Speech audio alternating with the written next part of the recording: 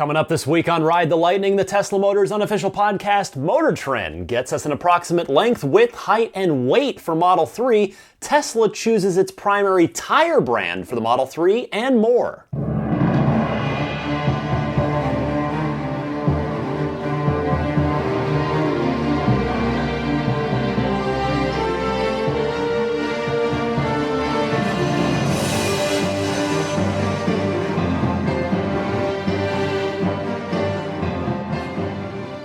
What's happening, friends? Ryan McCaffrey with you for another episode of Ride the Lightning, the Tesla Motors unofficial podcast, episode number 41 for May 15th, 2016.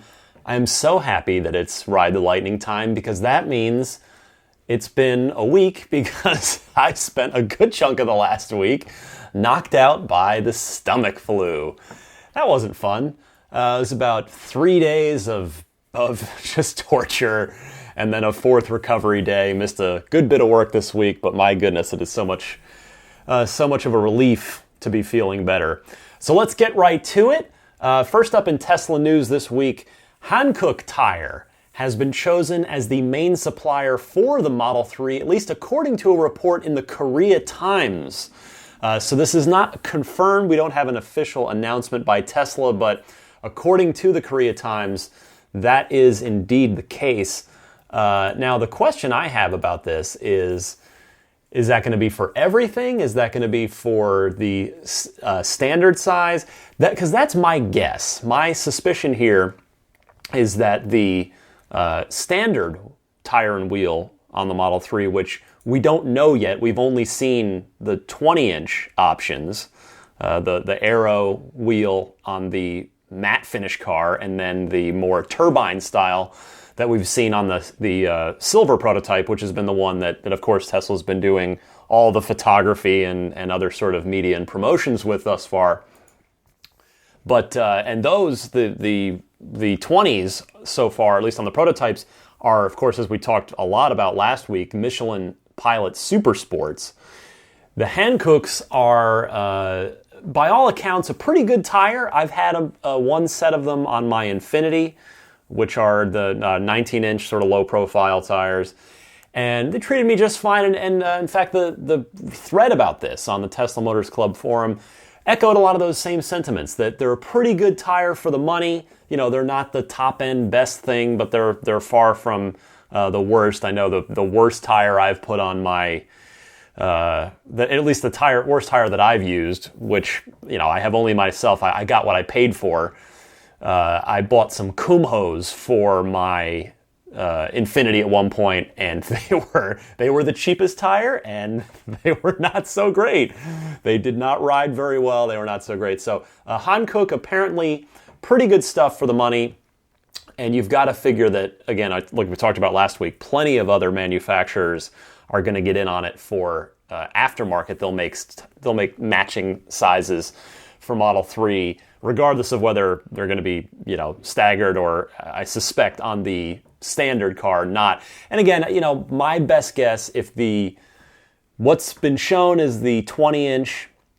Now, of course, you know, I was talking a lot last time about thinking that the staggered 20-inch setup would be on the performance, and that the non-performance car might not have staggered tire setup.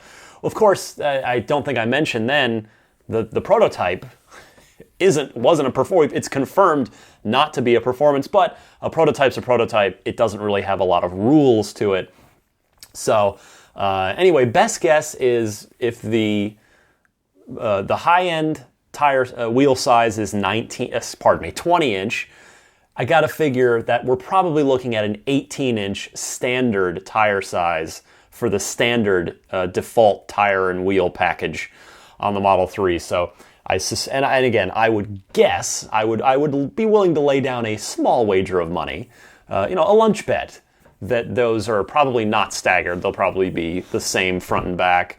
But Hankook is apparently, according to a report in the Korea Times, the Korea Times, I did have that correct. I wanted to say Korean, but it is in fact Korea Times, chosen as the main supplier of tires for Model 3. And again, most folks who I could find on the Tesla Motors Club forum seem to have pretty good experience with them, whether it's on their Model S or another car. Next up this week, Tesla. Oh, there's Maggie playing with her toys. That's a new sound for the show. Tesla has, just at the end of the day Friday, this was a literal end-of-day press release. This hit my mailbox just as I was about to clock out of the office and head home on Friday. Tesla has named their new VP of Vehicle Production. Of course, we heard a lot about this on the investor conference call last week, that Elon saying, hey, come work for us. If you want to replace one of these two big VP, these executive level production jobs, come get it. We're right here. Come take on the challenge with us. And they've already hired one of those. Again, the new VP of Vehicle Production, Peter Hochholt. Let me try that one more time. I just stumbled halfway through it. I believe it's Peter Hochholdinger. That's a very German name. Formerly of German manufacturer Audi. The statement from Tesla says, Peter joins Tesla from Audi, where he has spent the last 22 years working across the entire production chain. He is currently responsible for leading the production of Audi's A4, A5, and Q5 vehicles, including 14 derivations of those models at Audi's flagship production facility for volume and technology. In total, Peter is responsible for the production of about 400,000 vehicles annually at Audi, while managing thousands of employees. Peter has also been serving blah, blah, blah. So this is about... First of all, not only did Tesla move quickly on that, they obviously must have already been talking to the guy and already had that, pretty well set to go. They just, probably the ink wasn't dry on any of the deals, but they moved quickly. They got that done fast, and I'll tell you, this gentleman, Peter, he has experience, and it's at a major manufacturer, in fact, a direct competitor to Tesla, and he has experience on a similar production rate. I mean, they say he was responsible for the production of 400,000 vehicles annually across the A4, A5, Q5. So on paper, this seems like a really good hire, good stuff from Tesla. And I wonder, if Tesla really wanted to move quickly there, because after that call last week, Wall Street really, we talked about it, took to doubting Elon Musk and really sort of casting like, wait a second, is this seems nuts.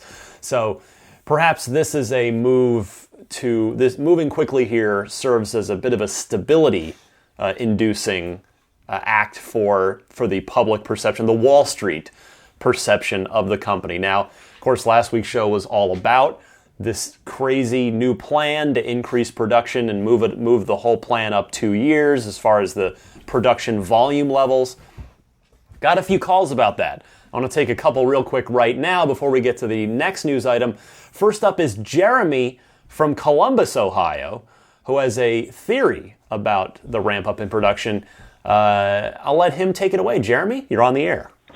Hey, it's Jeremy from Columbus, Ohio. Again, I had a theory regarding ramping up production that it's kind of been floating around, and I know we haven't touched on it on the podcast, so I wanted to kind of shed some attention to it. So, as we know, the 75 kilowatt hour batteries available for an upgrade. For a couple, $3,200, you can upgrade it to get those extra 5 kilowatt hours. And they're doing this in order to streamline the creation of the Model S. And we know that they're really trying to ramp up the Model 3 production. So what if they took this to a completely different level with the Model 3?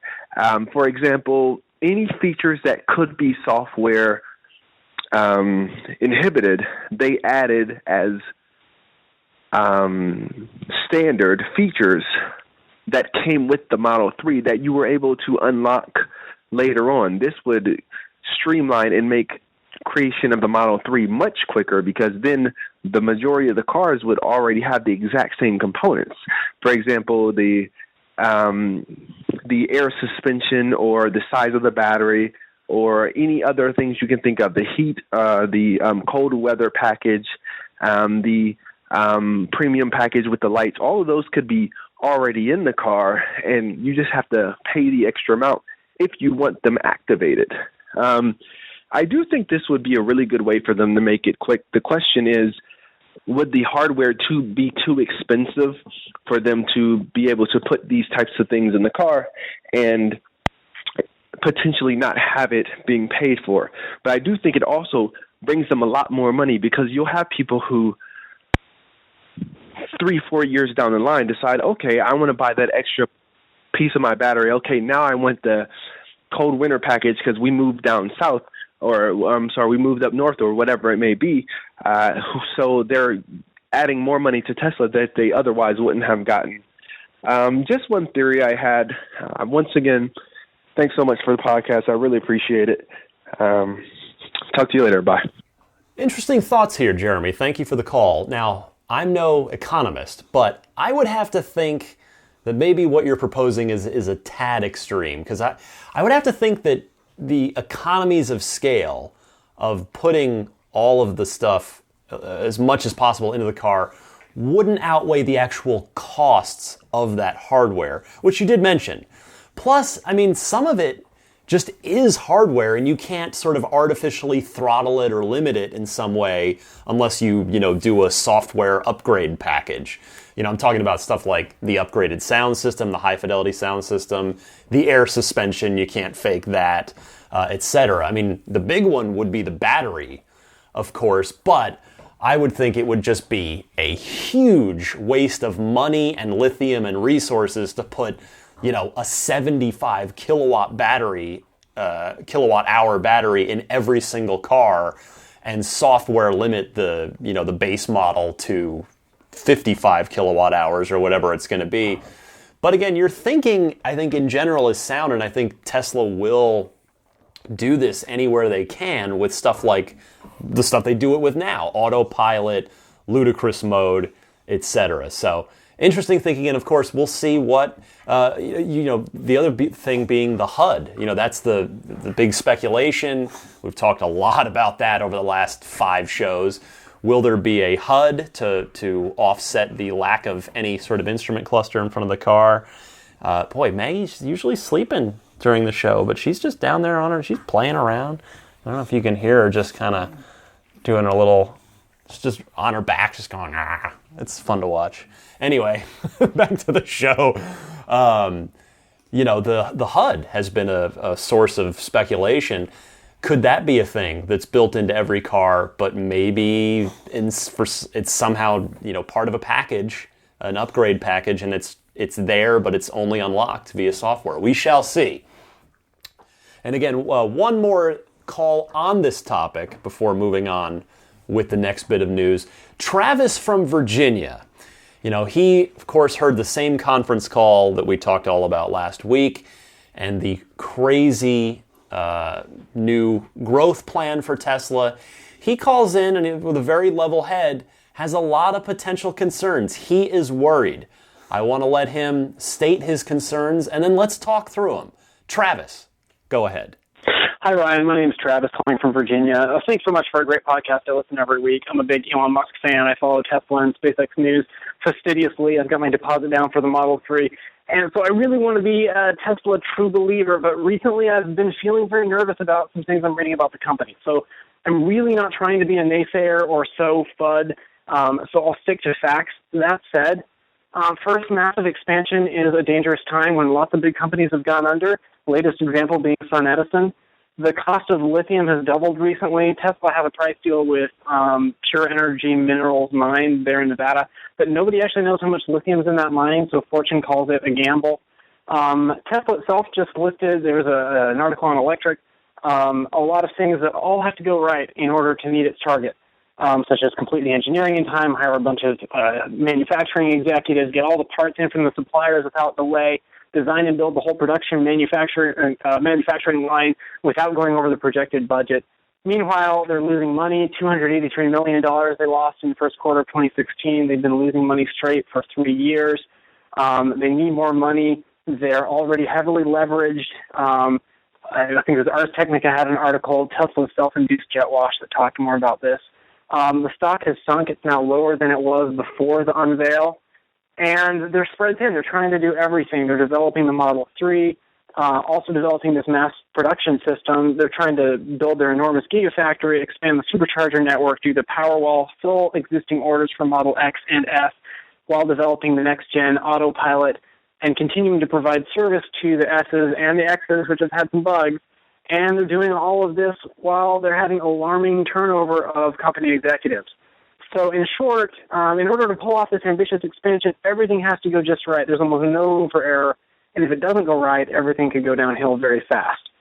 So I'd really appreciate your honest and always optimistic take on this.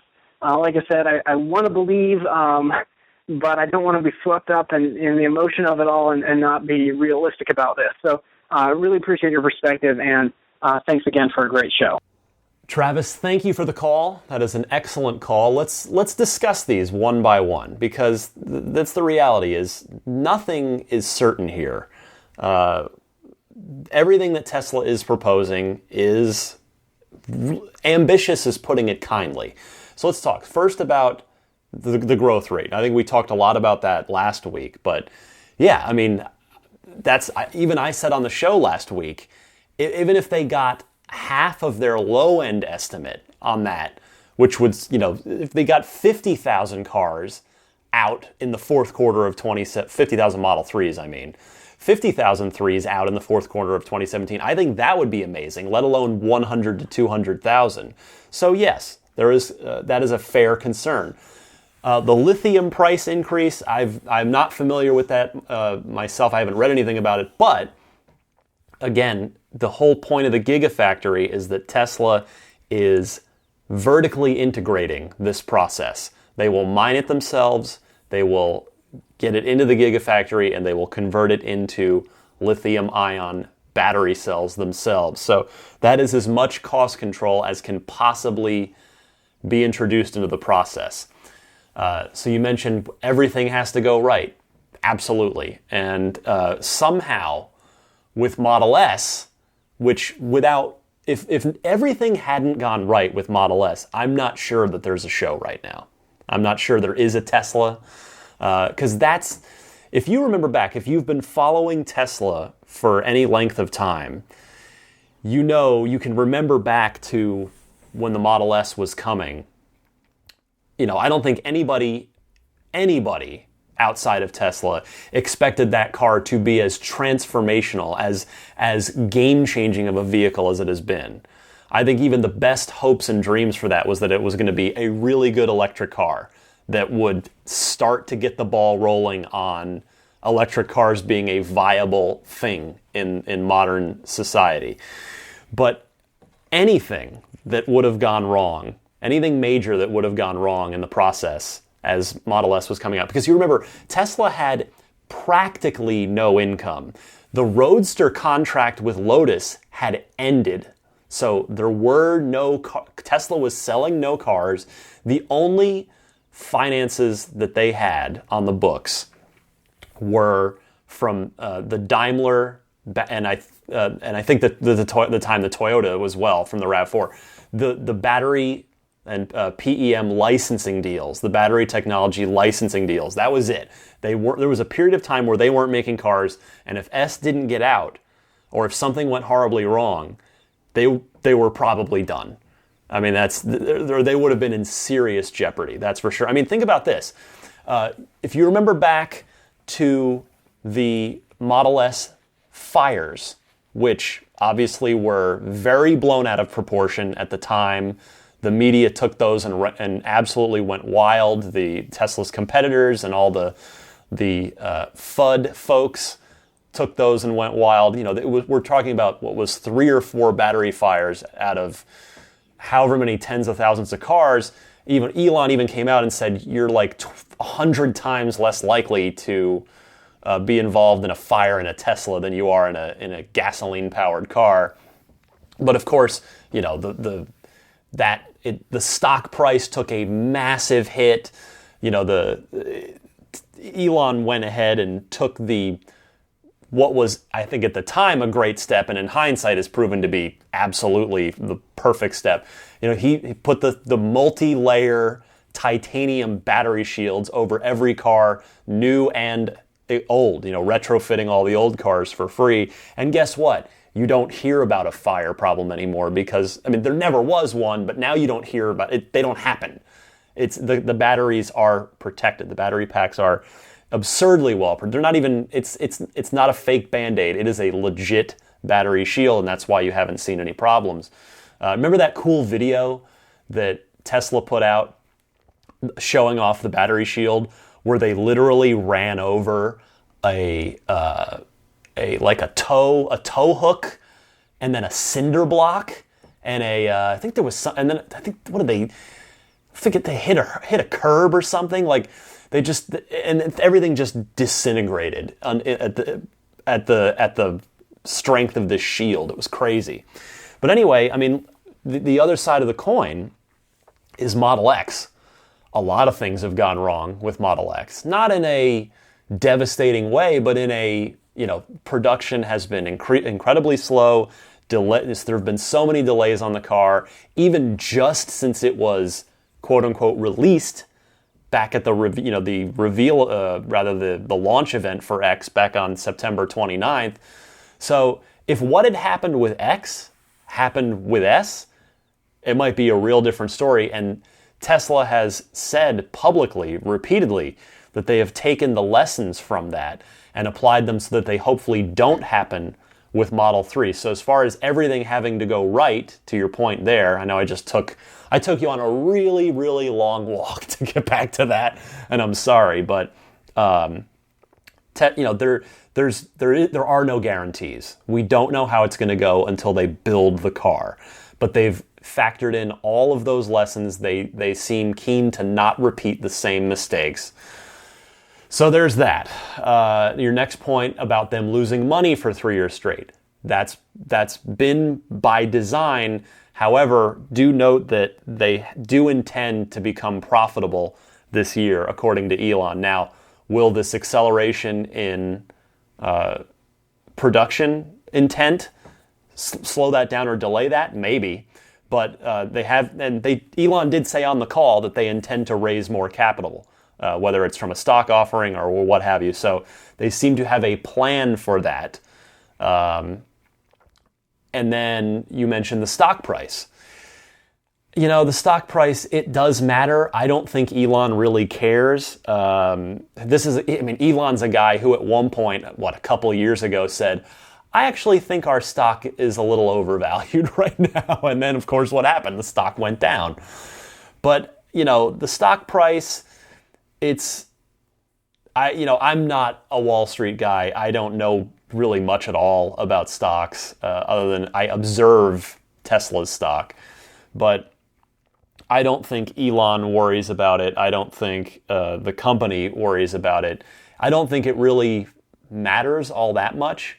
I suppose if everybody started just selling off all their shares thinking that Elon was crazy and that this was an impossible task that he has set for Model 3, then that could signal a problem. But I suppose in that scenario, Elon would probably just buy them all himself, become the majority shareholder of the company, and just continue to do things exactly as he's doing them.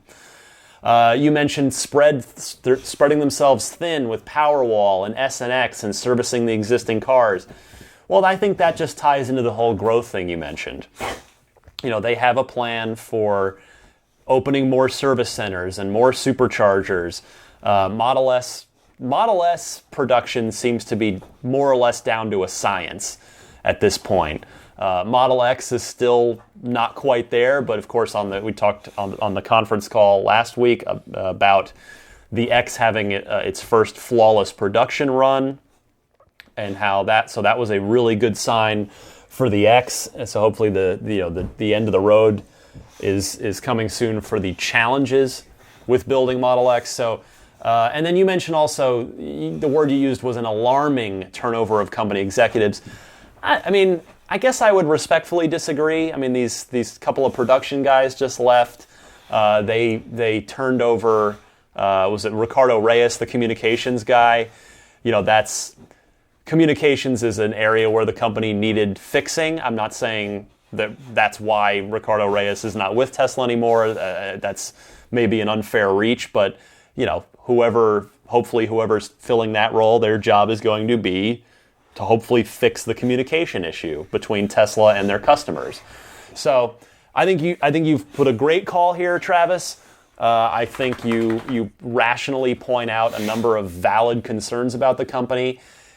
But here's the thing. It all comes back to something I've said a million times on this show. For me, you may disagree, and that's fine. That's healthy to disagree on things sometimes. Elon Musk is a guy I don't doubt. I would not bet against Elon Musk. What he has done already is simply it's unprecedented. DeLorean couldn't do it. Tucker couldn't do it. Bricklin couldn't do it. None of these other guys could do it. And Tesla is long, in my opinion, Tesla is long past the point of being at risk of going out of business. They are a legit auto manufacturer. The only question is, for me, I think at this point, is how long will it take Model 3 to get on the road? Can they achieve even a chunk of what they're proposing? But Model 3 will happen. Elon's going to see to that. And clearly the demand is there based on the 400,000+ orders. So it's all going to happen, and it is happening. It's just a question of what is the real timeline. Because, to your point about concerns about Tesla, we've said all along, timelines have always been the one thing Tesla's been pretty bad at. That is their least. That is their big weakness. They managed to more or less get there. I mean, the S was delayed too, but once it got going, it was pretty smooth sailing.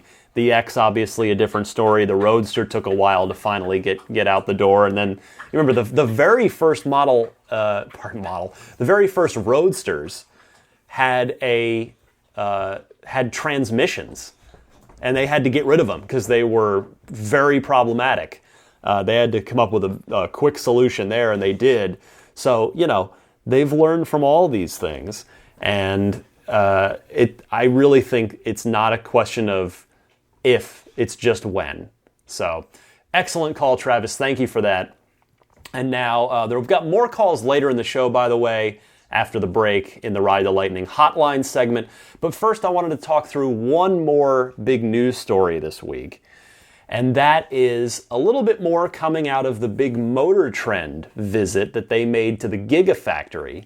Talked about it last week about the tires, and we got the tire sizes, which, by the way, someone had pointed out to me that Bjorn Nyland, who does the excellent YouTube videos he's got a Model S and now a Model X as well, that Bjorn had actually put out a video confirming the front and rear tire sizes back at the Model 3 launch event. So I in no way intended to. I mean, I credited Motor Trend with that. I didn't mean to step on Bjorn's toes there, but we talked about the prices, which I don't think Bjorn had done when we, as I told you, priced out the Pirellis and the Michelin Super Sports. But in any case, a little more coming out of Motor Trend. They put out a big blowout this week. It looks like it's going to be a cover story, that this whole Gigafactory visit with the refreshed S, the X, and of course the Model 3 appears to be a cover story coming up for Motor Trend. So I'm going to be looking to pick up that issue. I don't buy a lot. I get a couple magazines. I still get Sports Illustrated and Rolling Stone in the mail, which I enjoy on a weekly, or in Rolling Stone's case, semi-weekly basis. But I never buy anything at the newsstand anymore, but I will probably pick up this Motor Trend at the newsstand. Yeah, they put out a lot of photographs, by the way, which, if nothing else, if you go to that story on the Motor Trend site, there are just some phenomenal Model 3 pictures of the silver prototype that you can download. They've got, if you click on the image, it'll open up a big version, and then there's just a download button. They let you download it. There's no Motor Trend watermark on it. So for personal use, it's, for me, I did a desktop background with one of them, and then used another one as my like Windows lock screen. So do check those out. There's some really, really excellent photographs from professional car photographers over there. So what we got out of Motor Trend and their big drop this week a few nuggets. Now, here's the thing. We can't call these facts just yet because they're not confirmed, which Motor Trend even caveats themselves. But we can call these reasonable approximations of some Model 3 facts, and those are the car's dimensions. So here you go. The length, width, and height as estimated by Motor Trend. Now remember, they had the Model 3 out right next to the S doing photo shoots. They shot the car all day.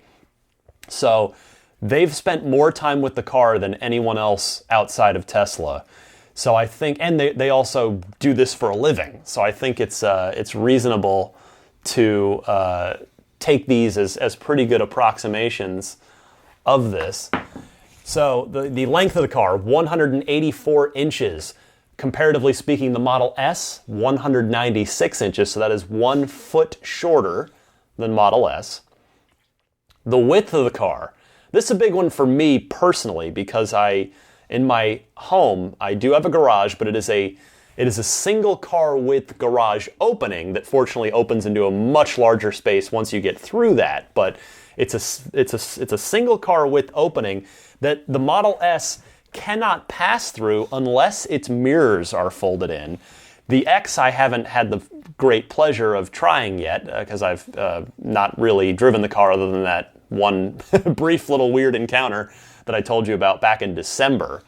But 74.2 inches wide for the Model 3 compared to 77 inches for Model S. So Model S is a wide car. If you have one, you know this. If you don't, it's a wide car. That's technically less than 3 inches narrower. So the 3 looks like it's still going to be a pretty wide car. I actually literally already went out and measured my garage door opening because I was stuck at home with the flu, and I figured why not? Might as well just go down there and take a look. Now, for me, it looks like... Now, by the way, that's a without mirrors number. So I think I'm probably just barely going to have to fold in the 3's mirrors in order to get it inside. Now, the good news for me, and maybe any of you that might be in that same position, is unlike the early Model S, which, by the way, see, the first P85 that I reviewed for IGN was a 2013 that didn't have auto folding mirrors.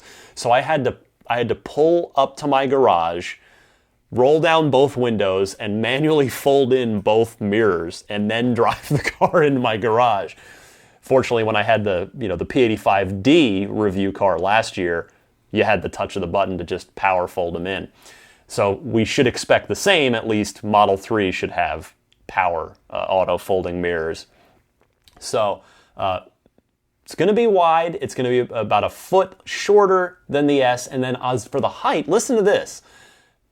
Motor Trend estimates the height of the Model 3 at 56 and a half inches tall compared to 57 inches tall Model S. So effectively the same height. So that means the interior volume of this thing, which again, I've been in the car, but it was crammed in with 4 other people, and it was quick, and it's nighttime, it's tough to tell, but I had headroom in the back. It felt good, but yeah, this thing is going to be about the same height as S. So it's going to be pretty close to the Model S as far as overall dimensions. The main difference being about a foot shorter. Now, this is a quote from the Motor Trend article.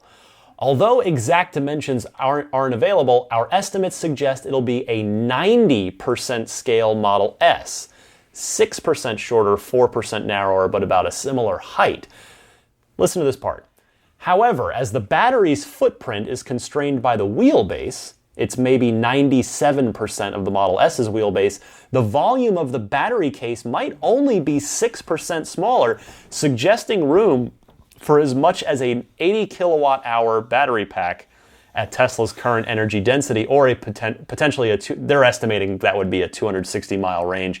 I think we're looking at more than that personally, but that might be, maybe I'm optimistic, but we know that the cells are a slightly larger size cell, and they appear to be arranged differently in the Model 3 battery pack. So that could change a lot of, the range, the potential energy capacity of that battery pack. But, this whole time in the run up to Model 3, we've been told it's going to be about 20% smaller in overall volume than the Model S.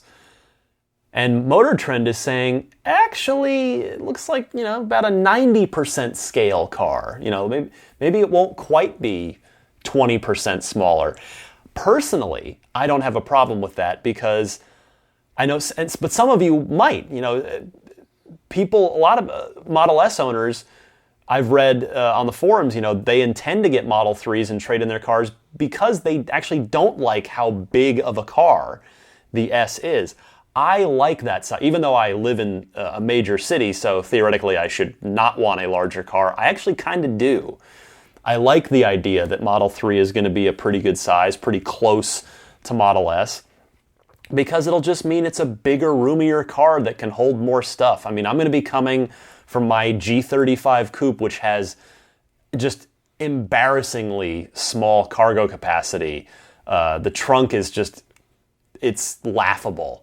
And the, it's just going to be it's going to feel like a huge upgrade for me in every way. And I suspect a lot of you, because not only, I don't know what cars, everybody's going to come from a different car, but just the new tech in the car and the fact that the all-electric design will allow for a larger interior volume. It's going to be, a life changer for a lot of us.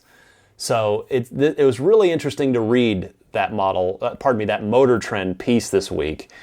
But we're not done. The weight, they estimate the weight at 4,200 to 4,350 pounds. The Model S is approximately 4,600 pounds. So about 10% less weight.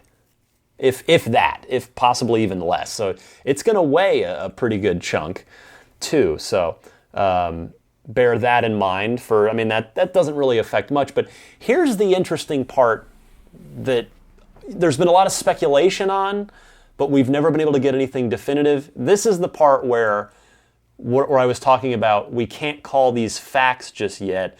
This is exactly what I'm talking about. So this is a quote from the Motor Trend piece. A mass-produced aluminum car is still cost prohibitive, so the 3 is mainly steel with aluminum panels. Now, that's a quote from Motor Trend, not a quote from Tesla. They don't attribute that information to anyone from Tesla. They're simply stating it as fact, but not saying where it came from. Now, I'm not questioning Motor Trend on this. Motor Trend is a reputable automotive publication that's not in the business of lying. But I just want to put that out there with saying we can't quite set this in stone yet. It's been something that all of us have been very curious about. How much aluminum is going to be in the 3? What's it really going to be like?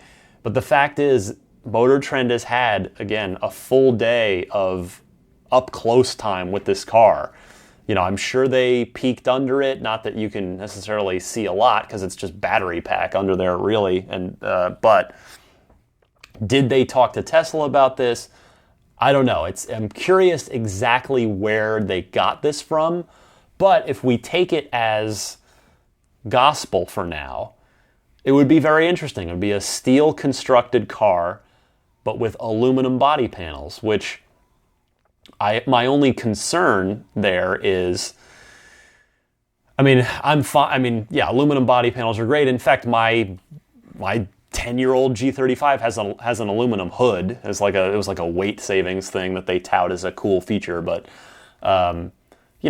the accident repair has been a thing for Model S owners where that aluminum repair is not easy. Now, I know that's not just talking about the body because that's the whole car, but that's something to consider. So it's interesting to hear this, and we'll see if it sticks. If indeed the car is a steel constructed car, but with aluminum body panels. So again, that's the Motor Trend piece. In fact, that's the end of all the relevant news I wanted to cover this week. Again, take a look at that Motor Trend story. It's a really good read because there's also a great write-up that's analyzing the whole design and design language of the Model 3. Just some really interesting analysis from people who study cars all day. Cars from all makes, all manufacturers, not just Tesla. They provide an interesting perspective and an interesting insight into it. I mean, I'll tell you overall, they very much liked the design of the Model 3, but I would go read it. I think it's a really good piece. And again, there's dozens of amazing professional photos of the Model 3 that are a lot better than those sort of concept, the press kit that Tesla had sent out. So take a look at it. And with that, I'm going to take a short break, come back, and we've got a number of good calls.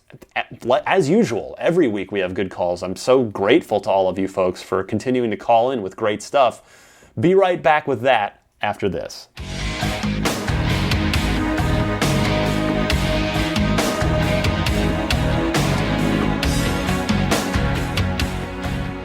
All right, it's time once again for the Ride the Lightning hotline. I remind you, if you've got a question, a comment, a discussion topic for the podcast, give me a call. The Ride the Lightning hotline is open 24/7. It's toll-free, and you dial that up either on the phone or on Skype at 1-888-989-8752. Again, that number is 1-888-989-TSLA. And if you know someone special with an upcoming birthday, anniversary, graduation, or some other special occasion, you can give them a unique gift of recorded voices from friends and family telling them why they're special. The recordings can be podcasted or put onto a keepsake.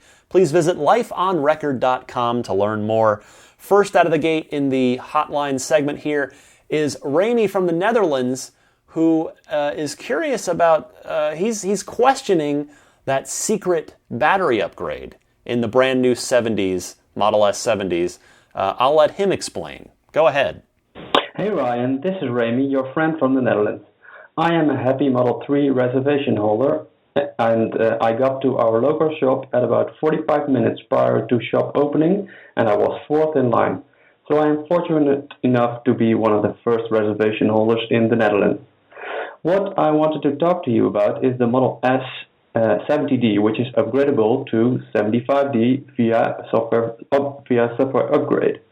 You said that some people could consider to spend the extra couple of $1,000, but to be honest, I would never really do it because of battery degradation. If you count in that the battery is going to degrade some percentages every year, why would you get the software upgrade to a 75D? I mean, if the 70D actually is a 75D, wouldn't you have the benefit of those extra kilowatt hours in a couple of years? Maybe I'm getting this wrong, but let me know what are your thoughts on this. And the last note, did you see the rainbow effect on the charger port on the Model S? I really like it. Good, keep making a good show. Thank you very much. Remy, I actually respectfully disagree here, and here's why. There's a good reason why, and it's a happy reason. The degradation issue, while real, has proven to be a much slower process on the Roadsters and S's than even Tesla had predicted and had told its customers. So we've seen very, very little on the super high mileage Roadsters, and in fact the Roadsters are getting older at this point. Some of the Roadsters are 7 going on 8 years old now. So there's mileage and there's time, and they're holding up. The packs are holding up very, very well, and of course the quality of the cells gets better and better. The new Model S 70 that you're referring to, that of course has the software locked 75 kilowatt hour battery in it. That's Tesla's latest battery pack. So the good news is, with that degradation issue really not being much of a factor, I think there's plenty of potential value. Again, it's a case-by-case basis. You're in the Netherlands. I suspect you get some cold winters. So maybe that extra sorry, I don't know kilometers, but that extra 15 to 20 miles of range, particularly in your winter, could be the difference between having a nice, comfortable buffer to get you, maybe from your home to a relative's house that you visit over the holidays, whatever the case may be. For some people, it may indeed prove worth that $3,250. So I do think there's potential value to it, not necessarily for everyone, and that's why, that's one reason why anyway, that Tesla has simply just put it in there and made it as a software unlock. So yeah, I wouldn't quite discount it just yet. Next up, from my birth state, my original home state of New Jersey, represent New Jersey, Joe from Voorhees, replying to Cynthia's call from last week's show about the leasing. We've been talking about leasing versus buying a little bit, and how maybe with a Tesla, leasing is something to consider where you might not ordinarily do so. So, Joe, take it away. Yeah, hey, I just listened to episode 40 on the podcast, and heard a woman talking about buying a car with the 3-year purchase agreement through Tesla. I'm leasing my 2016 Model S, and I realized that there's a mileage charge, some other charges involved with ending that lease and beginning that lease. And, of course, they'll inspect the car when it's turned in. Of course, my option is to buy that car if I want to, buy that lease out at the end of the 3 years. I think there's a misconception among the people who take that 3-year financing option from Tesla that they can put 60,000 miles on that car in 3 years, or they can pretty much do whatever they want with that car. And then after the 3 years, they can take that car in, and Tesla's going to offer them 50% of the value, the original list price, and 30% for the accessories. Well, that may be true, but they're not going to take a car with 60,000 miles and not hit you for a charge for all that excess mileage. I'm pretty certain that financing agreement has very clear language as to the acceptable mileage on that car when it's turned in, plus any modifications or maintenance that's required during that 3-year period to end that agreement and have that car be bought out by Tesla.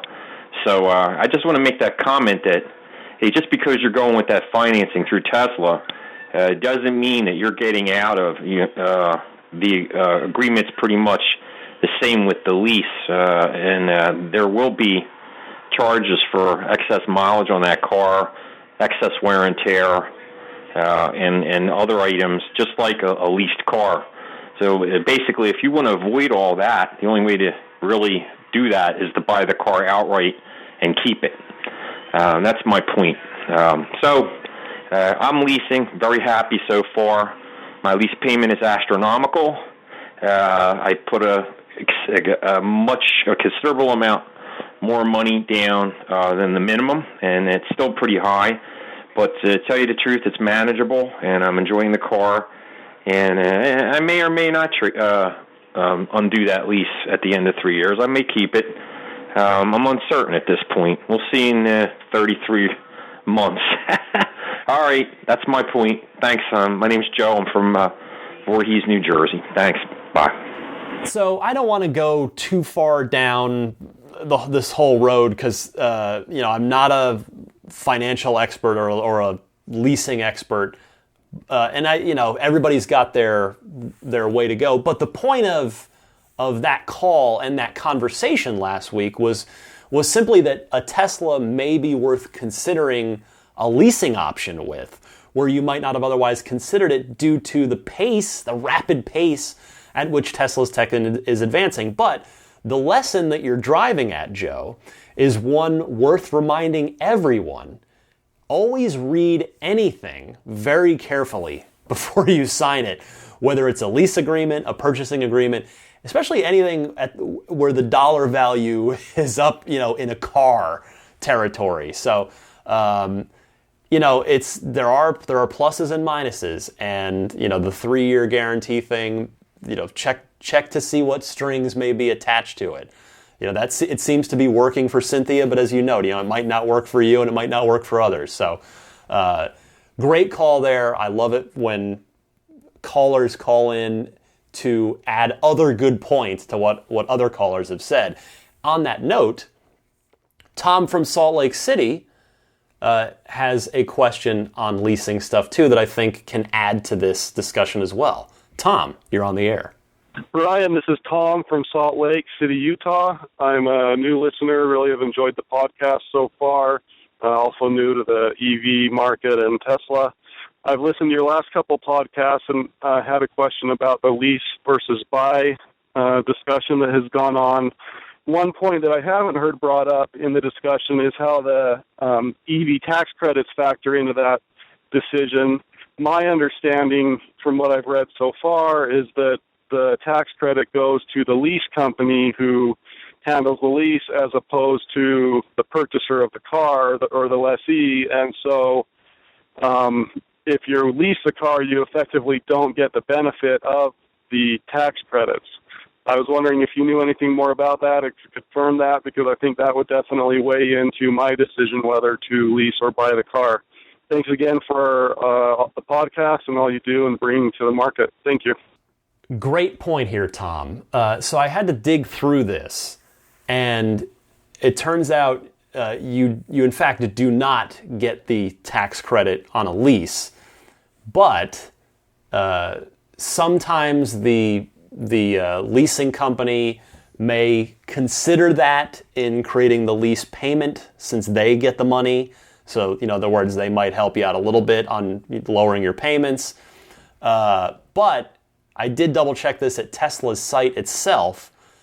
The good news, some states, including California, do give you the state level incentive even if you're leasing rather than just buying. So in California's case, it is an income restricted $2,500 state rebate. So you can still get that if you meet the household income requirements, even if you're leasing the car rather than purchasing it. And I know you're from Salt Lake City. And by the way, welcome to the show, Tom. You say you're a new listener, so thank you for that. Thanks for giving it a try.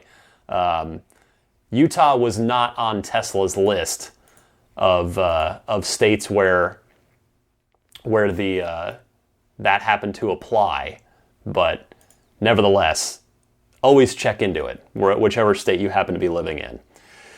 Next up, from my other home state, where my family still resides and where we all transplanted out in the late 80s when I was a schoolboy, Mario from Phoenix, Arizona, is curious about a very unfortunate hypothetical that I kind of covered a little bit earlier. So, Mario, I'll leave it to you. Go ahead. Ryan, hey, how you doing, man? This is Mario from Phoenix, fellow Model 3 reservation holder, sitting in my CL4. And a couple things I wanted to get your input on. One thing is on the earnings call, Elon was revealing that he's trying to for 500,000 cars in 2018. And I wanted to get your take on that, pros and type thing. Pros being obviously that there's going to be more cars on the road a lot faster. Being that there could be, more issues. People don't lose interest. It takes long. But I'm of the opinion that I'd rather them take, a couple of years and get it right and all the bugs worked out. So I want to get your take on that. Also, second question I had was an abstract. Like, what would happen if, God forbid, something happened to Tesla? They went under. What would happen to the cars? Like, they wouldn't be able to support it anymore. Obviously, there wouldn't be, dates.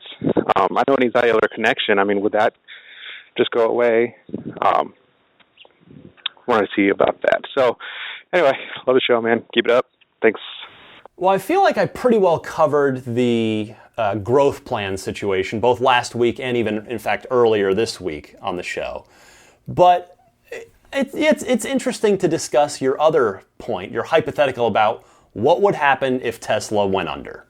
You know, I talked just a few minutes ago about how I really don't think that's happening. Like we're past that point. Like the bridge, what was a rickety rope bridge, I think has been turned into a solid, high-tech, concrete, earthquake-proof bridge.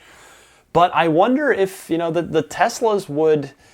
There are a lot of them on the road now if the company suddenly went under. So there would inevitably be a decent bit of support because with that many cars out there, there would be companies that would scramble to try and service the...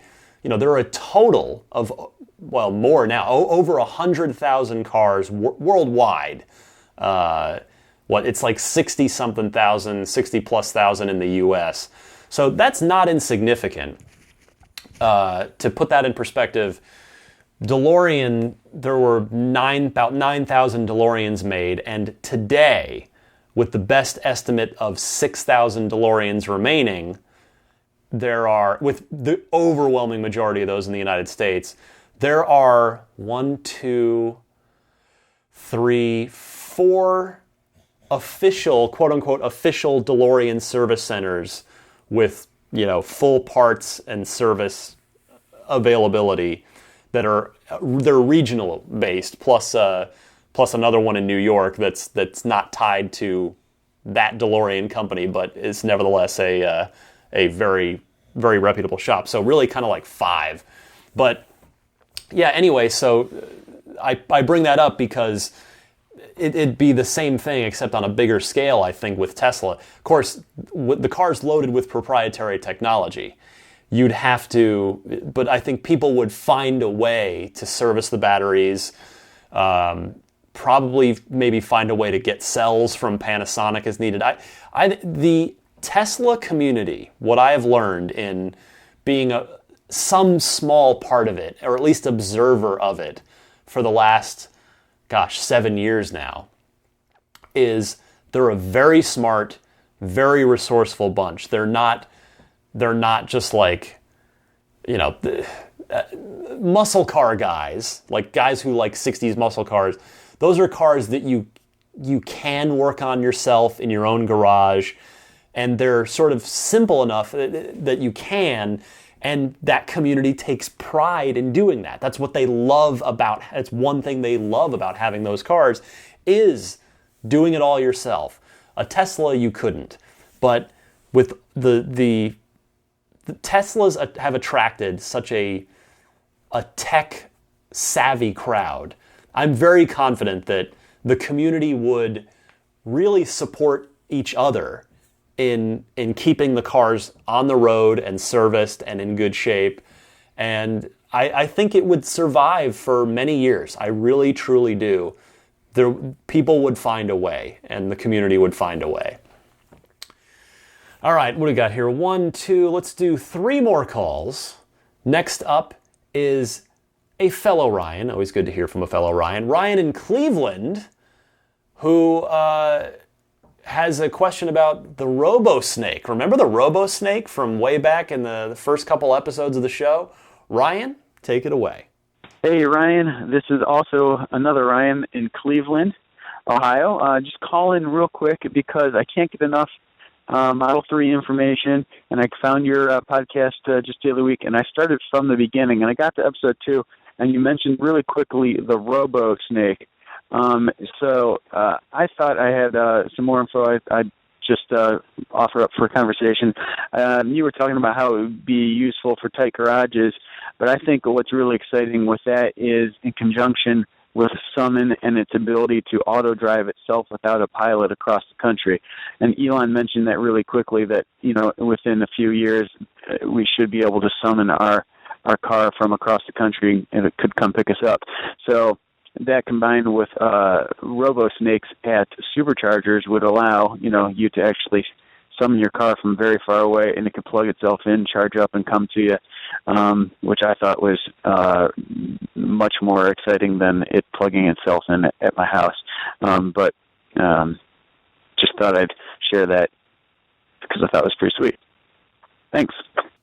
First of all, Ryan, excellent call and welcome to the show as well. I appreciate that you started listening from the beginning.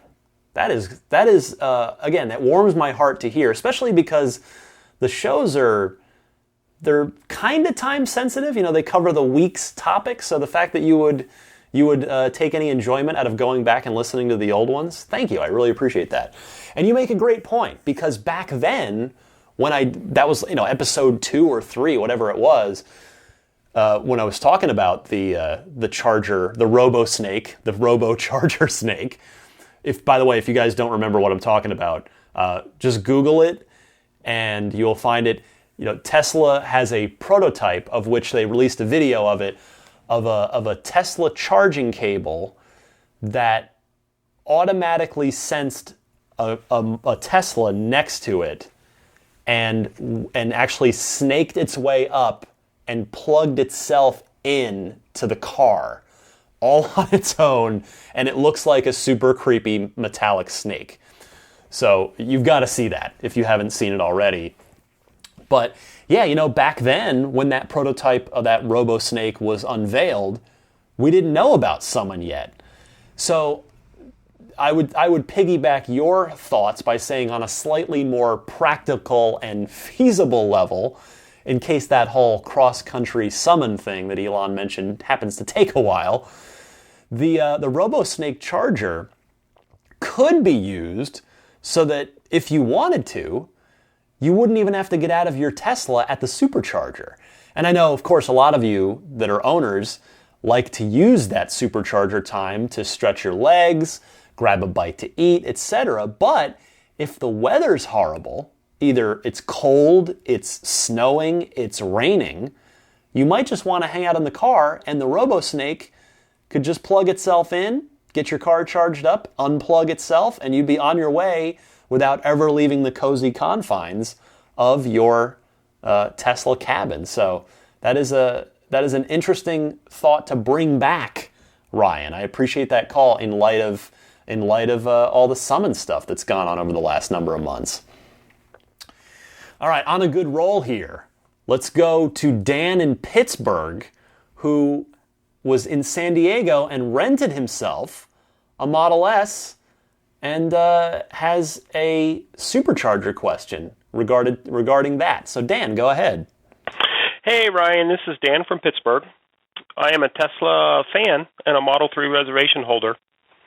I also own a Chevy Volt. I've got a Model 2011 with about 45,000 miles on it. So I recently rented a Model S 85 from a major car rental agency in San Diego a couple of weeks back, as I've been following Tesla more closely in the last year or so. I'm not in a position to acquire a Model S, but the Model 3 is, of course, very intriguing based on its cost. And obviously, I was more than impressed with the vehicle. And actually, after that experience, I did actually place that reservation for the Model 3. So during my visit there to San Diego with the Model S, I used 2 different superchargers around the San Diego area. There's 2 around that location, both somewhat north of the city. So one of the things that got me thinking is that, the superchargers that I was hitting up during the middle of the day were relatively full. I mean, there was one that had 12 spots, and I was the last one in. Now, of course, cars left as I was sitting there getting charged up. And then the other one was a little bit smaller supercharger, maybe had 5, 6 spots. And that one also, cars come and go, but they were full. And, it started to get me to thinking that as Tesla grows the number of cars significantly that are actually out in the marketplace, what are they going to do with the number of superchargers that are out there? Certainly in the California area, I think it's going to be a much bigger problem than it is in a place like Pittsburgh, where we don't have as many cars. But I'm just curious if you have any insight or thoughts. Might have been something that's been discussed prior, but I'm new to the environment here and just thought I'd post that question. Thank you. Dan, you make a good point here, because Elon said at the Model 3 reveal that they have plans to add many more superchargers this year, next year. But since you said you reserved your Model 3 after renting the S in San Diego, so if you happen to not see the reveal, I would definitely recommend checking it out. The full audio of it is on episode 35 of this podcast, but better yet, go to the Model 3 page on the Tesla website and just watch the whole thing. But anyway, you bring up a great point that in this new plan to accelerate production, that means that if Elon actually hits the goal of 100 to 200,000 of us have our Model 3s by the end of next year, and then 300,000 to 400,000 more Model 3s come off the line in 2018, that is going to seriously strain the supercharging network. And I hadn't really thought about the effect of this increased production plan on the supercharging growth plan. So hopefully Elon and the team have their eye on the ball with that, because you're absolutely right that it could be a potentially huge problem that creates negative news around what should be an incredible release of the Model 3 if at the end of, say, 2017, early 2018, you don't want newscasters doing stories of Tesla's, new Model 3, affordable Model 3 electric car has been a hit, but owners are finding that the free juice they were promised is coming at a cost. Time. Their people are having to wait for 30 minutes each to get their free juice. So you don't want to see that hit the news. And you also mentioned California would be the worst, because not only do we just have a very, very high concentration of Teslas here in general, but California is, of course, where deliveries are going to start. So those 100 to 200,000 cars that are earmarked for late 2017, a good chunk of those are probably going to find their way to California. So excellent point, Dan, and let's hope that that hasn't slipped through the cracks on Elon and his team as they increase production plans. All right, been on fire here. Great calls. Love everybody that's calling in. Let's do one more call. Let's hear from Kedar in Queens, New York, who actually, he has his own, speaking of charging, not supercharging, but he has a charging concern. He echoes me about being half terrified that the car might arrive early, like I was saying last week. But yeah, he's got his own charging concern, so I'll let him take it away.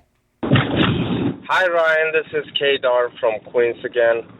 I have a question in regards to the subject that you brought last week about being half terrified about the early production of the Model 3s. Now, my question is, I'm sure this is probably not a big issue for the current Tesla owners. By current, I mean Model S, Model X, and Roadster owners. The people who live in apartments and they park their cars in parking facilities that offer charging, and the additional fee for charging and for parking is not an issue for those people who can afford those cars. However, I believe that the majority of Model 3 reservation holders are not as wealthy, and the extra fees are going to be a bigger hit for those people. For example, me, I have never owned a car which is worth more than $10,000. I'm in my mid-20s, and my Model 3 is going to be the biggest investment of my life. I currently park on the street, and I don't pay for parking. So and I rent an apartment. I don't have a garage. So when I get my Model 3, I will have to pay for parking, which costs about $300 here in New York City, and charging will cost me also additional $100 a month. Or my option 2 is to charge at superchargers. I will probably do it after work, not during the peak hours. And option 3, which is, plausible but least possible, is to rent a house and then install a charging in the garage. Rent a house with a garage, obviously. So I would like to know if anybody else has the same concerns like me, if anybody else needs to do any additional preparations for their new electric car, and if there are any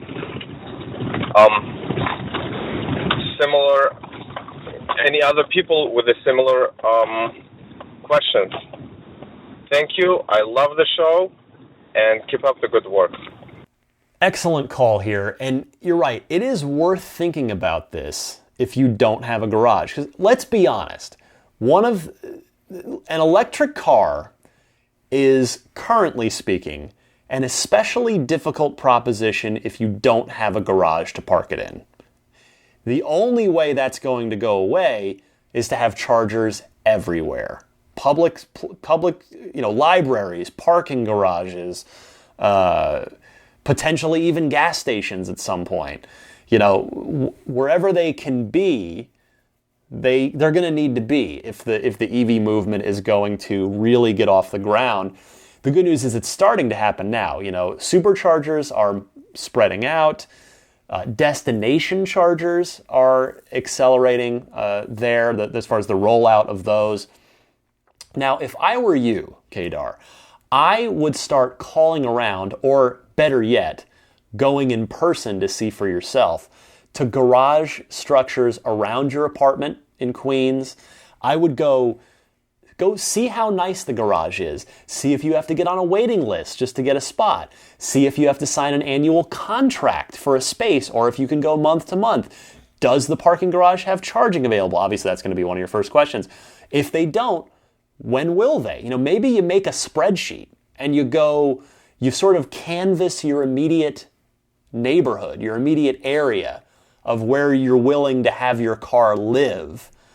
And start a spreadsheet of, what's the name of the parking garage? Was it nice? Did it have, how safe is it?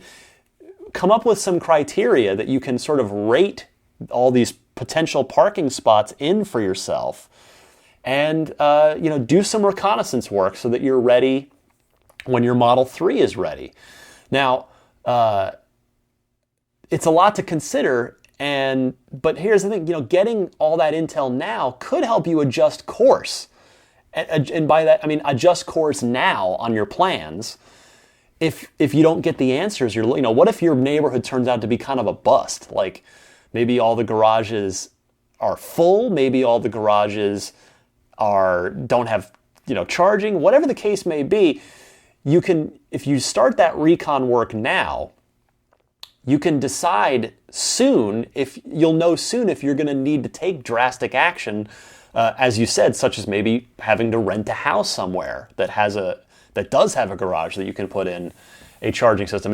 It's worth mentioning. I think this is a really relevant call to all city dwelling would-be Model 3 owners that may be out there in the audience. So excellent call there. Excellent calls, everybody, this week. Again, the toll-free number, if you want to ring up with a question, comment, discussion topic, it's 1-888-989-8752. That's toll-free on either the phone or Skype.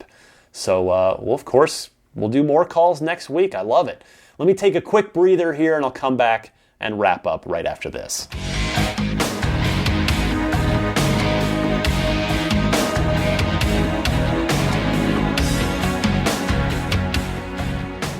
All right, friends, follow me on Twitter if you are a Twitter person. I'm at DMC_Ryan, or you can always email me. The show email address is teslapodcast@gmail.com. If you're a video gamer, I work at IGN.com, which is a pretty cool video game website. And yes, I'm totally biased in saying that. They, in fact, pay me to say that, but now, we have a great time. E3 is coming up, by the way, which is the big annual video game trade show every year, the Electronic Entertainment Expo, where it's like Christmas morning for video gamers, because all the big announcements all these crazy, awesome, big new games from all the big companies get announced there. So we're going to be covering that in full force. That is going to be a good time. So IGN.com is where you can follow me by day if you are so interested. My t-shirt website for some cool video game and geek-inspired t-shirts and a coffee mug is nerdstyles.com. Take a look at that if you're curious. I remind you to subscribe to Dave T's weekly Tesla newsletter at teslaweekly.com. It almost couldn't be easier to sign up over there. Dave T does an excellent job week in and week out. As always, teslarati.com. Love the crew there. They do such a great job of covering Tesla news, and they're so kind each and every week to help spread the word about this podcast, and they post up when it goes live. Listen to the podcast in your car, your Tesla, I mean, via TuneIn. Got to go on the TuneIn site, search Ride the Lightning podcast or Tesla podcast. You'll find it. Follow it on there, then you'll find it in your favorites within the car itself. And I wanted to leave you with a little something interesting this week.